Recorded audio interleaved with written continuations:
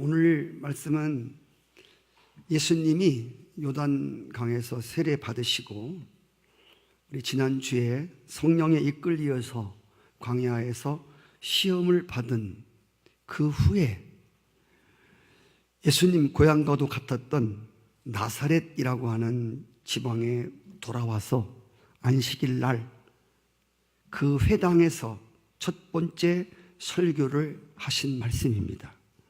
오늘 예수님이 맨 첫 번째 하신 설교 말씀, 그 장소는 나사렛이라고 하는 회당입니다. 오늘 예수님이 첫 번째 설교를 통해서 예수님은 메시아로서 자신이 사명이 무엇인지에 대해서, 또 그를 따르는 자들이 사명이 무엇인지에 대해서 선언하고 계시고 계십니다. 그래서 오늘 이 말씀을 가지고 예수님의 사명 선언문 선포장이다, 이렇게 말합니다. 예수님이 내가 무엇하러 이 세상에 오셨는가에 대한 사명에 대한 선언. 오늘 첫 회당 설교에 나타난 메시아 그리스도의 사명, 그리고 그를 쫓는 사람들이 사명이 무엇인가에 대해서 오늘 네 가지로 주님이 말씀하고 계십니다. 첫 번째로 예수님의 사명, 성령이 임한 백성들의 사명, 가난한 자들에게 복음을 전하라. 아멘. 가난한 자들에게 복음을 전하라. 아멘. 예수님이 나사렛 회당에서 처음 선포하신 말씀은 이사야의 말씀입니다. 거기 모인 사람들은 예수님을 세례 요한처럼 오실 메시아를 증거하는 또 한 명의 선지자로 여기고 예수님 설교 말씀을 대하고 있었습니다. 그런데 놀랍게도 오늘 예수님이 첫 번째 나사렛 회당에서 설교하신 맨 마지막 결론은 21절, 이에 예수께서 그들에게 말씀하시되 이 글이 오늘 너의 귀에 응하였느니라. 한 주석가는 이 말씀을 이렇게 해석했습니다. 방금 너희가 들은 이사야의 예언의 말씀이 지금 이 자리에서 이루어졌다, 이런 말씀이라고 주석을 했습니다.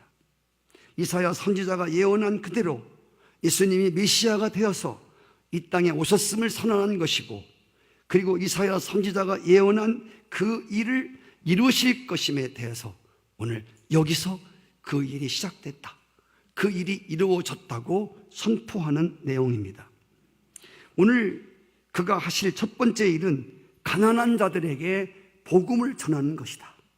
여기 가난하다고 하는 것은 문자 그대로 경제적으로 물질적인 가난을 의미할 수 있지만, 이사야 선지자는 영적으로 마음이 가난함을 의미하는 의에 줄이고 목말라 있는 상태를 말하고 있는 것입니다. 의에 줄이고 그 의에 배고파하는 사람들에게 복음을 전하라는 것입니다.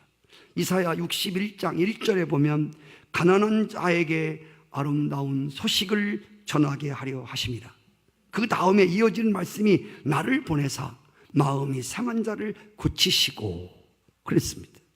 나중에 예수님이 마태복음 5장에서 산상수훈 팔복을 말씀하실 때에 이 말씀을 심령이 가난한 자는 복이 있다고 말씀했습니다.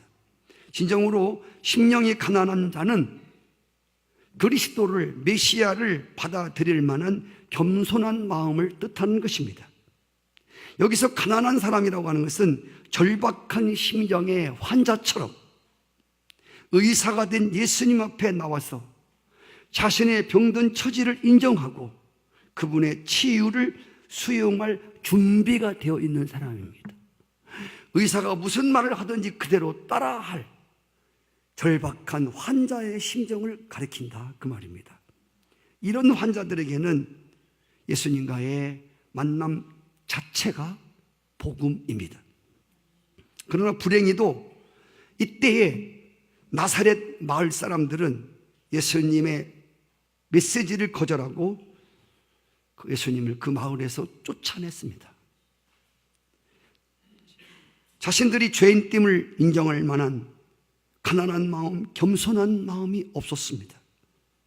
여러분, 지금도 우리가 복음을 전하면 사람들이 나사렛 마을 사람들처럼 복음을 거절하는 사람이 많습니다. 그런데 우리가 복음을 전하다 보면 어떤 사람들은 기다렸다는 듯이 기쁘게 왜 진작 이런 말씀을 해주지 않았냐고 전하는 사람을 당황스럽게 할 정도로 전하는 복음을 기쁘게 받아들이는 사람도 없잖아 있습니다. 이들은 모두 다 마음이 가난해져 있는 사람들입니다. 이런 가난한 자들을 위해서 부지런히 복음을 전하라는 것입니다. 예수님은 누구에게나 복음을 전했지만 복음을 거절하는 배부른 마을에서는 항상 떠났습니다.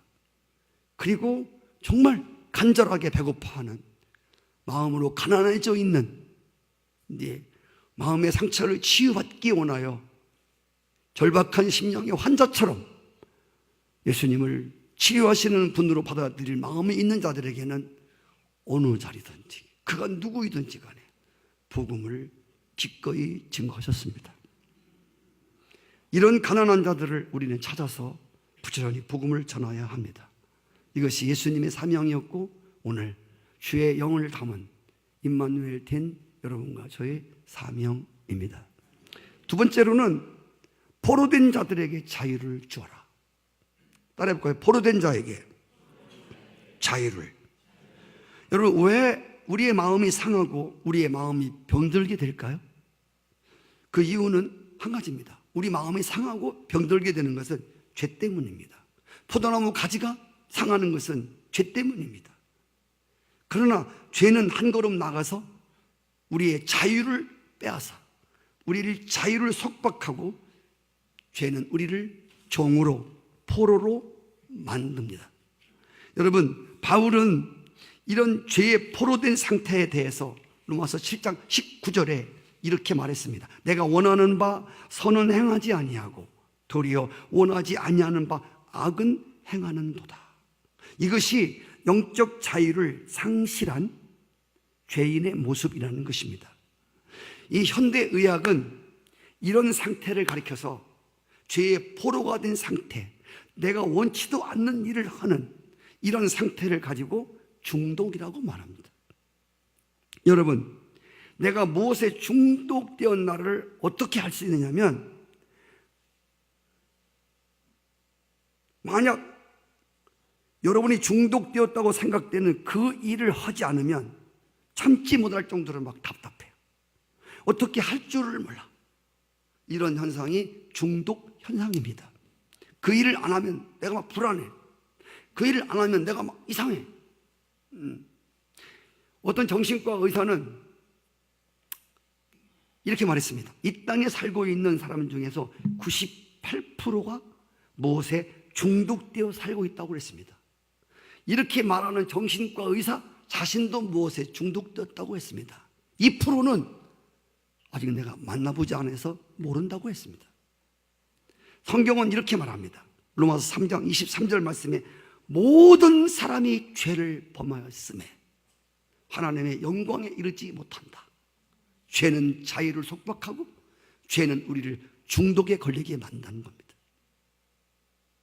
여러분, 중독은 우리가 생각하는 것보다 훨씬 넓은 범위의 분포를 가지고 있습니다.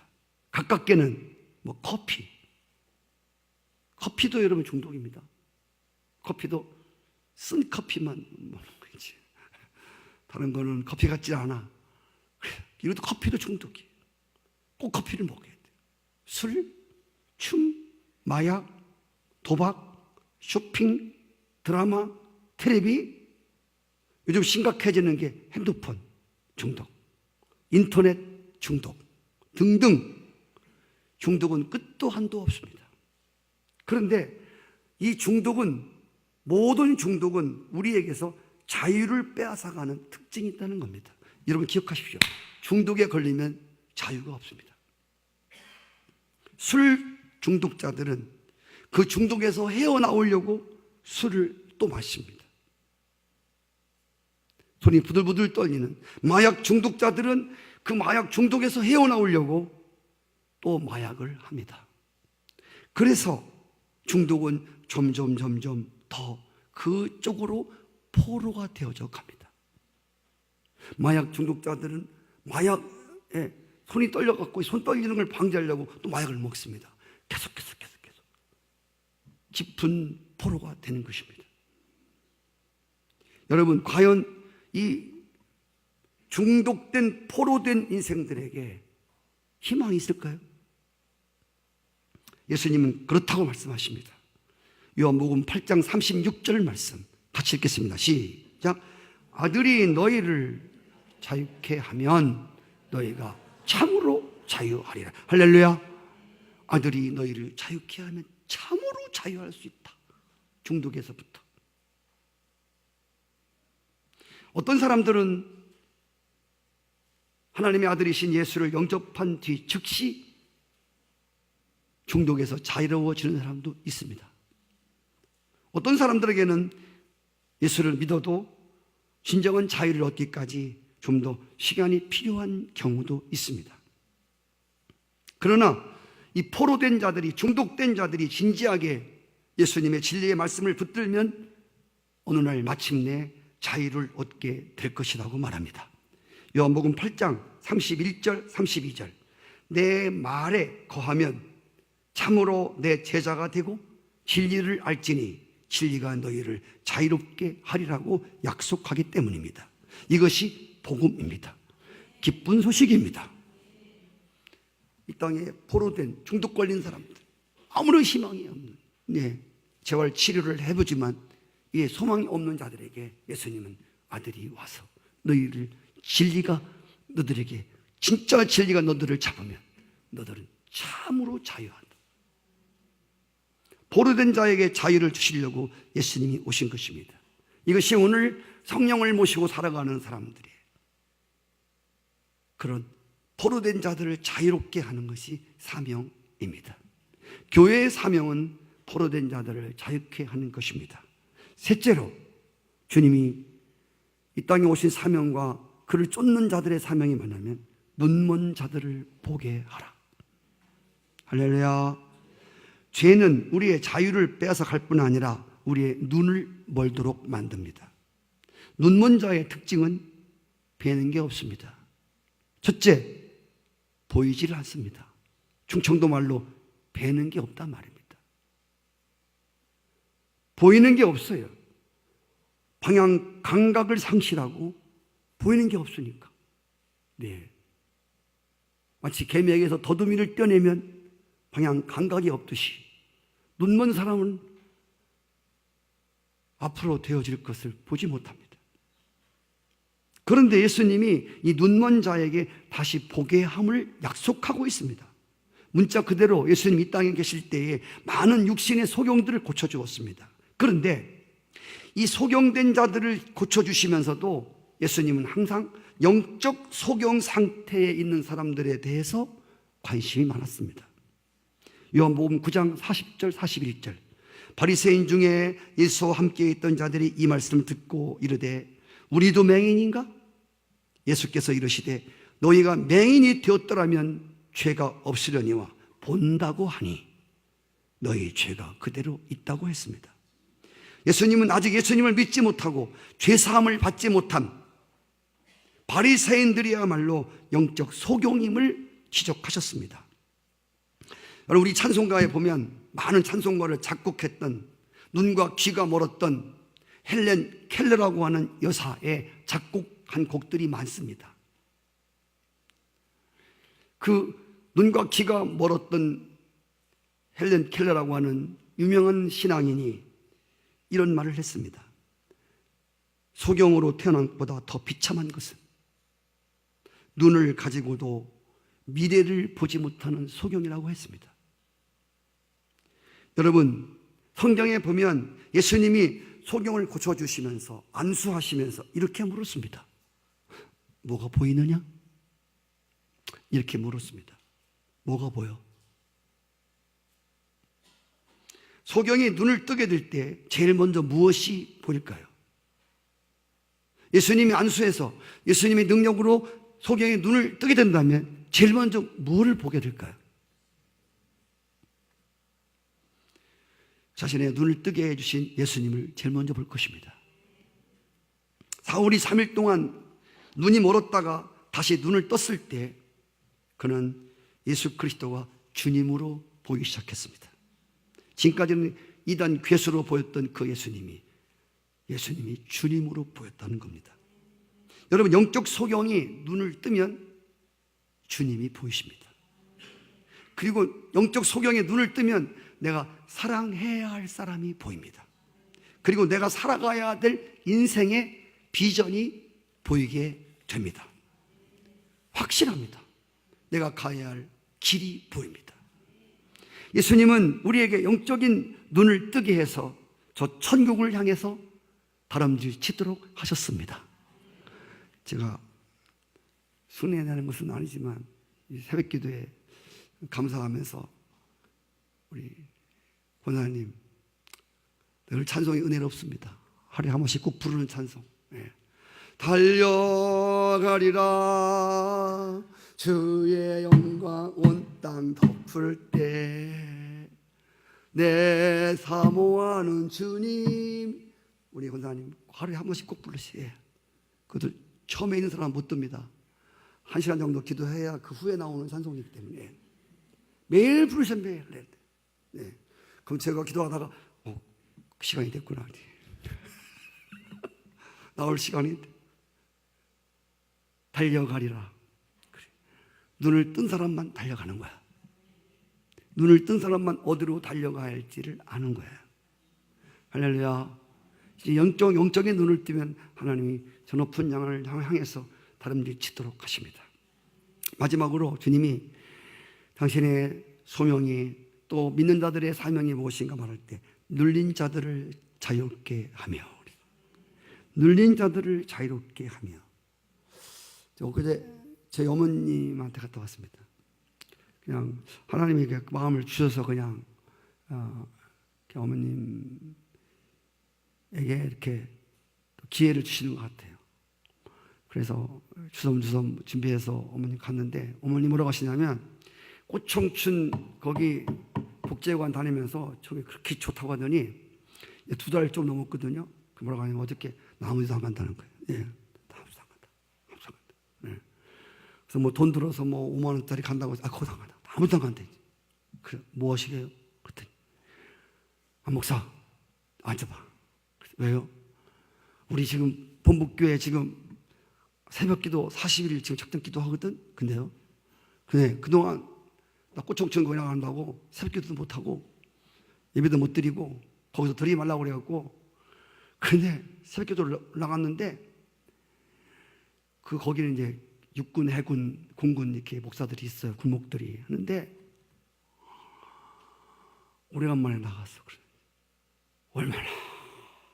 얼마나 은혜가 되든지 펑펑 울면서 하나님께 회개하면서 내가 이놈은 뭐 노인회관 가서 하는 것도 없이 멀쩡하게 하루 종일 있다가 눈도 안 보여서 일동 있다가 오는데 심정이 그렇게 컬컬했는데 새벽기도 나가고 그렇게 기뻐갖고 그냥 차도 안 타고 눈도 안 보이면 뛰어올 뻔했대. 그러면 너무 그래서 뭐 내일 새벽기도가 기다려진다고.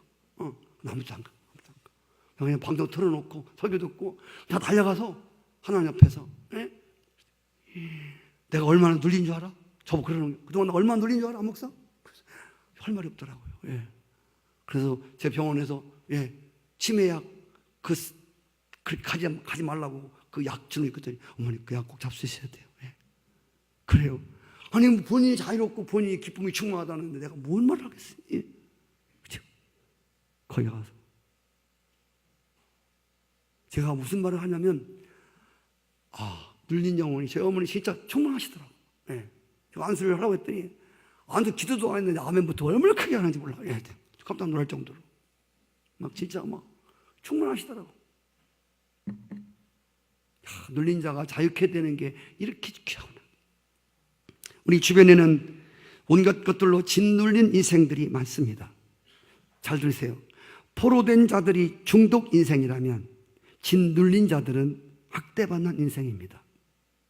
정신적으로, 육체적으로, 심리적으로 짓눌려서 원치 않는 학대받는 인생들이 너무 많다는 것입니다. 그런데 이 눌려있는 사람들은 학대받는 인생, 영혼인데 학대받는 인생들의 특징이 뭐냐면 마음에 쓴뿌리가 깊다는 겁니다. 그래서 이웃을 믿지 못하고 자신을 스스로 학대하며 살아갑니다. 성경은 이렇게 사는 것을 영적으로 눌려있기 때문이라고 말합니다. 그리고 제가 또 하나 폭로하고 싶은 사실은 우리를 눌리게 하는 배후에는 반드시 원수 마귀가 도사리고 있다고 하는 것을 말씀드립니다. 예수님께서 이런 짓눌린 자들에게 자유를 선포하셨습니다. 이렇게 사탄아 물러가라, 어둠의 세력들아 떠나가라. 그분이 선포하시는 곳에는 언제나 짓누르고 있던 흑암의 권세가 떠나갔습니다. 하나님 요즘에 또 이렇게 기도하시는 분들이 많고 그래서 하나님 기도의 힘을 많이 주십니다. 제가 마지막에 항상 성도들의 이름을 불러가면서 그들을 누르고 있는 사단아 예수님의 이름으로 떠나라고, 할렐루야, 예수 그리스도의 이름으로 떠나라고 선포하고 제가 명령하며 또 짓눌린 자들을, 포로된 자들을 자유케 하고, 할렐루야, 학대받는 인생들을 하나님이 짓누르는 삶 속에서 일으켜 주실 것을 확신하고 감사하고 일어납니다. 예수님께서 그 제자들에게 복음 전파를 위탁하시면서 귀신을 쫓고 그리고 마음을 고치는 능력들을 주셨습니다. 누가복음 9장 1절 말씀에 예수께서 12 제자를 불러 모으사 모든 귀신을 제어하며 병 고치는 능력과 권세를 주었다고 말했습니다. 예수님이 이렇게 눌린 인생들을 일으킨 것처럼, 눈먼 자들을 뜨게 하신 것처럼,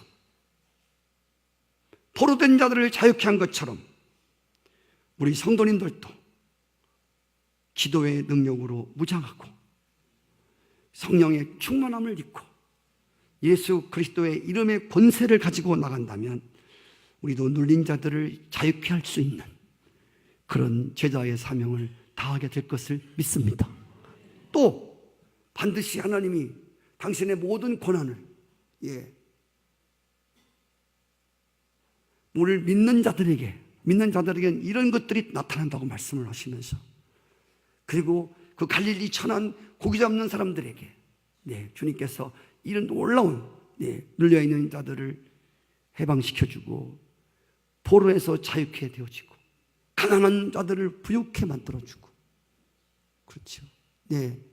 흑암의 권세들을 떠나는 이런 능력을 행사하시도록 하신 것처럼 오늘 믿는 자들에게도 이 사명을 감당할 수 있는 힘과 능력을 주실 것을 믿습니다. 오늘 마지막 성경에 보면 이렇게 되어 있습니다. 이것이 은혜의 해를 전파하는 것이라 했습니다. 한번 따라해 볼까요? 은혜의 해. 은혜의 해는 이건 뭐냐면 예수님이 일하시는 은혜의 시대, 은혜의 시간이 도래했다는 말입니다. 본래 은혜의 해라고 하는 것은 구약 성경에 나오는 안식년, 7년마다 한 번씩 안식년을 맞이하지 않습니까? 이 안식년을 7번 지나는 7이 49년, 그 다음 50년째가 이게 신년의 신년. 이 신년을 다른 말로 은혜의 해라고 말합니다. 할렐루야. 신년, 50년이 신년이야. 이때는 모든 노예들을 풀어줘야 돼. 그리고 그동안 농사 져먹었던 땅을 다 쉬게 만들어야 돼. 할렐루야. 이 신년에는 정말 여호와를 찬양하며 다 안식을 누리면서 안식하면서 하나님을 찬미하는, 그리고 노예됐던 사람도 다 풀어짐을 당하고 어떤 사람도 풀어놓아줘야 돼. 그리고 자유하면서 하나님께 왕께 만세, 할렐루야, 왕 대신 그분을 마음껏 찬양하며 즐기는 그러한 한 해가 신년입니다. 이게 은혜의 해입니다. 빚진 사람들은 빚을 싹 탕감해 줘야 돼. 혹시 돈 받을 거 있는 사람들은 은혜가 별로 은혜가 안 되겠지요. 돈 많이 꽂았는데 받아야 되는데 이거 은혜해야 오면 어떻게 다 탕감되는데. 성도 여러분, 예수님이 오심으로 바로 이 은혜의 해, 신년의 때가 왔다는 것입니다. 그렇습니다. 고린도후서 6장 2절에 보면 주님이 지금이 은혜 받을 만한 때, 지금이 구원의 날이다 그랬어요. 할렐루야. 지금이 은혜 받는 때란 말이에요. 예수님이 그 회당에서 말씀하실 때 여기에 지금 은혜의 해가 임하였느니라 그랬어요. 그렇습니다. 성도 여러분, 언제 은혜 받을 겁니까? 내일 새벽부터? 아닙니다. 다음 주부터? 아니, 언제? 11월 달부터? 언제? 내년부터 은혜의 해가 되게 하실 겁니까? 그렇게만 하지 마십시오. 주님은 말씀하십니다. 지금, 할렐루야. 지금 이 회당에서, 여기 예수님이 말씀하시지 않지만 성령이 교회에게 말씀하시는 바로 이 시간이 은혜가 임한 시간이라는 겁니다. 그래서 오늘 우리가 함께 기도할 때 주님, 이 자리에서 가난한 자들이 복음으로 만끽하게 하시고, 주여 포로된 자들이 있으면 하나님 이름을 부를 때 이 은혜의 때를 지금 우리가 맛보게 해주십시오.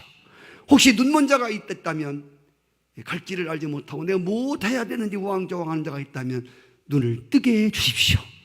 여기서 은혜의 자리에서 지금이 은혜의 해가 되게 해주십시오. 혹시 눌린 사람들이 있다면 이 시간에 주 예수의 이름으로 선포하면서 우리 눌린 자들이 또 중독에서부터, 학대에서부터 또 이렇게 자유를 얻고 하나님께 영광 돌리는 그런 시간이 됐으면 좋겠습니다. 시간이 좀 남아서 우리 찬송 한 장 부르시고요, 우리 주여 한번 크게 부르짖으시고, 주여 오늘 이 자리에서 눈을 뜨게 해주십시오. 주여 여기서 우리의 인생이 다시 활기를 치게 해주십시오. 주여 우리가 자유케 되게 해주십시오. 혹시 여러분 아들이면 아들, 딸이면 딸, 여러분 가족이면 가족, 우리에서 함께 합심으로 기도할 때에 주님이 오늘 말씀 그대로 이 말씀이 실제가 되게 하시는 그런 아름다운 역사가 있을 것을 믿습니다. 아까 우리 부른 찬송 있죠. 우리 주의 성령이 내게 임하면. 한번 더